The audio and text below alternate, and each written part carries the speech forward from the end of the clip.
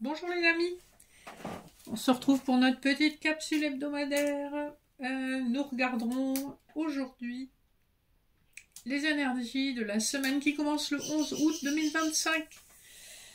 Voilà, on sera cette semaine déjà mi-août. C'est dingue comme cette année passe encore plus vite que d'habitude. Ça doit être le privilège de l'âge.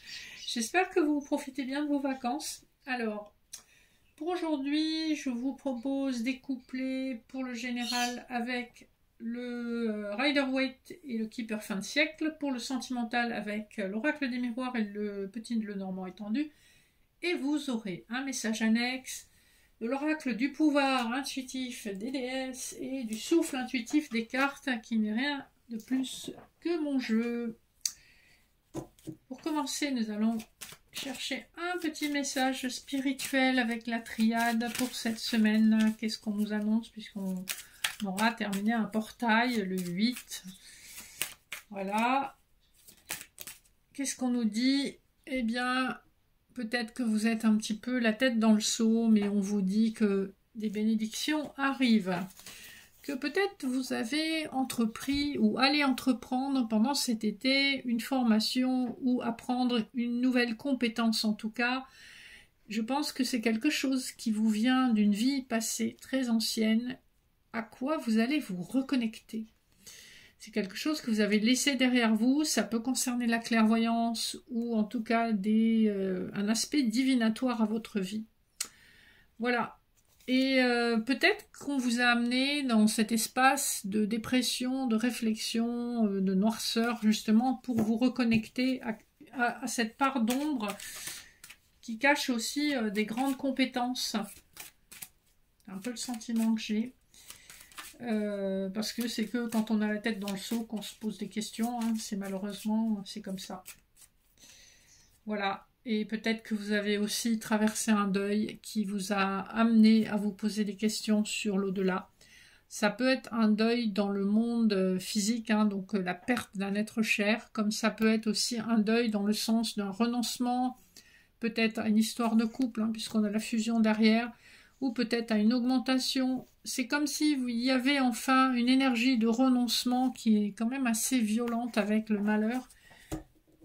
Vous savez traverser quelque chose de très difficile et vous traversez encore quelque chose de très difficile, vous n'en êtes pas encore libéré, mais sachez que cette épreuve est une bénédiction déguisée, que vous allez en sortir grandi avec plus de compétences et plus de compréhension, même si à l'instant T c'est vraiment inconfortable et vous ne voyez pas le bout du tunnel. Rappelez-vous que ces situations-là sont transitoires et que dans la vie, tout évolue, tout change en permanence, même quand on n'a pas la perception de ces changements, tout évolue progressivement. Donc accrochez-vous aux branches, voilà, la roue va tourner pour vous et je pense qu'au printemps de l'année prochaine, vous serez complètement dans un autre état d'esprit. Alors, on va regarder les messages sur le plan général. En dos de deck du Rider, on a une reine d'épée donc qui brandit son épée, la carte du monde juste derrière, l'impératrice, la prêtresse, donc la papesse. Si vous êtes une féminine, vous êtes dans votre bon droit, vous faites valoir votre opinion, vous avez une parole assez tranchée mais juste, vous voulez récupérer votre abondance. D'autres decks du Keeper, on a la personne officielle, donc ça peut représenter un homme de loi comme un notaire, ça peut représenter un médecin, un homme en tout cas qui porte l'uniforme, ça peut être un homme extérieur à votre foyer, donc ça peut être un prétendant ou un amoureux qui est à distance de vous. Et on a une femme mature, donc ça peut vous concerner si vous êtes une femme de plus de 50 ans. Vous vous êtes senti dépossédé et emprisonné par une situation et on voit que votre pendant masculin vous a donné des nouvelles par rapport à la situation que vous traversiez. Donc on a Message of Concern, donc il vous a fait part de son empathie dans votre situation difficile. C'est quelqu'un avec qui vous avez un lien amoureux, vous verrez comment ça vous parle. J'ai oublié de vous rappeler, comme d'habitude, le petit blabla habituel, c'est général et intemporel, donc ne prenez que les messages qui vous concernent ou qui semblent vous concerner au moment où vous écoutez la vidéo. Premier couplet, on a le soleil et le personnage féminin principal. Donc, sur un plan général, vous allez retrouver votre pouvoir, votre rayonnement intérieur, quel que soit le domaine. La rose que vous portez aussi, je rapproche, comme ça on voit l'illustration, montre que effectivement il y a le domaine amoureux va aussi trouver un épanouissement, même si à l'instant T c'est peut-être pas votre préoccupation personnelle. Le deuxième couplet nous parle du 6 d'épée et de la pièce familiale, hein, donc c'est le foyer, le salon. Vous avez été obligé de laisser votre foyer pour faire un deuil, pour penser vos blessures. Hein. Avec le 6 d'épée, on est dans des blessures qu'on emporte avec soi, qui sont présentes, et le foyer est perçu un petit peu comme un cocon sécurisant. Donc je pense que vous allez être dans ces énergies pendant encore un petit bout de temps, avec le 10 de bâton et concern, donc l'inquiétude. Vous avez un masculin mature, hein, donc plus de 50, plus de 60 ans possiblement, qui porte aussi un certain poids par rapport à ce que vous traversez. Je pense que c'est un amoureux, hein, puisque nous avons le chiffre 33 qui nous renvoie au 6 de l'amoureux dans le tarot. Un masculin plus âgé que vous, mature, qui quand même se pose beaucoup de questions et qui sait qu'on est arrivé au bout d'une situation. Vous voyez, c'est du général qui nous parle plutôt de quelque chose de sentimental, mais je pense que vous avez vécu quelque chose de difficile et que vous avez une personne probablement de l'autre sexe qui va vous venir en soutien. C'est vraiment le sentiment que j'ai. On passe au sentimental à proprement parler avec le dos de deck de l'oracle des miroirs. Donc on a une personne qui est dans un enfermement, qui s'est sentie trahie dans une histoire d'amour, hein. Donc là vous avez une histoire qui se déroule très clairement, une histoire d'amitié qui est devenue une histoire d'amour, où on a connu la trahison et l'enfermement, donc on s'est probablement coupé de cette personne-là, hein. On avait espéré une évolution et on a été vraiment trahi comme avec un couteau dans le dos. Le dos de deck du petit Normand nous parle du puits, des poissons, de l'éclaircie et de la lune. Et on a encore une carte de trahison, de transformation avec le serpent. Hein. Donc je pense que vous avez, c'est ce qu'on nous répète, hein, vécu une trahison, mais que sous une lunaison, donc on n'est pas très loin dans le temps, vous allez avoir des éclaircissements sur la situation. Il y a beaucoup d'informations qui viennent à vous et on nous parle avec le puits d'un vœu qui est sur le point de se réaliser, et le 41 nous renvoie à l'énergie du pape, donc conciliation, voire réconciliation. Je vous le souhaite en tout cas. On va regarder les couplets. Nous avons la sexualité et le labyrinthe. Donc on nous parle effectivement d'une histoire d'amour où il y a eu un craquage, mais qu'on a perdu de vue vers où aller.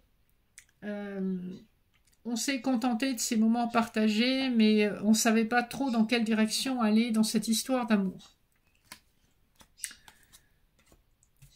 Deuxième couplet, on nous parle de culpabilité de monde. Donc suite à ce craquage, il y a eu beaucoup de blocages, beaucoup de culpabilité, de regrets, de ressentiment. Ça peut concerner une personne qui est à distance de vous, parce qu'avec le 21, on nous renvoie vers l'idée du monde. Hein. Le monde, c'est la carte qui parle de frontières, donc c'est quelqu'un qui est à distance de vous, et vous avez de sacrés blocages, de sacrés retards dans cette situation. Donc il y a des choses qui ne veulent pas évoluer. Et le dernier couplet de la semaine, on a le livre et le contrat. Donc dans les deux cas, on est avec un document officiel, vous avez un contrat d'âme avec cette personne. Et le livre aussi nous parle du fait qu'il y a des informations, des révélations qui arrivent à vous. Avec l'énergie du chiffre 26, on est sur l'énergie de la justice, hein, donc justice humaine, justice divine. Justice va vous être rendue. Toutes les souffrances que vous avez vécues, en fait, vous allez récolter ce que vous avez semé avec endurance et résignation. Donc, on ne nous parle pas vraiment d'évolution là dans l'immédiat, mais il y a vraiment ces énergies depuis pas mal de temps, de réconciliation, etc. Bien sûr, ça ne va pas arriver en même temps pour tout le monde, mais il y a cette énergie, on va dire, collective de réconciliation, de recontact. Et puis je vous rappelle qu'on est dans un Mercure rétrograde, donc c'est le moment propice pour les ex pour ressurgir et refaire surface, ou en tout cas pour des situations qui ont été mises en stand-by, en suspens, qui sont pas claires. C'est des situations qui se représentent. La question à se poser, c'est est-ce que les choses ont évolué? Est-ce qu'on a fait avancer le schmilblick ou pas? Et à ce moment-là, c'est à vous aussi de prendre vos décisions en votre âme et conscience. Hein. Parce que, bien sûr, dans les ex qui reviennent, vous avez aussi les ex toxiques. Est-ce que vous voulez récupérer un ex toxique? Je pense pas. Hein. On aspire à des relations quand même équilibrées. C'est aussi votre opportunité de vous positionner comme il faut par rapport à vos souhaits. Allez, je vous fais pas la leçon. Vous êtes assez grand et grande pour savoir ce que vous devez faire. En message annexe, donc je vous ai proposé 3 choix. J'ai pas mis de petites pierres. Donc on va faire juste 1, 2, 3.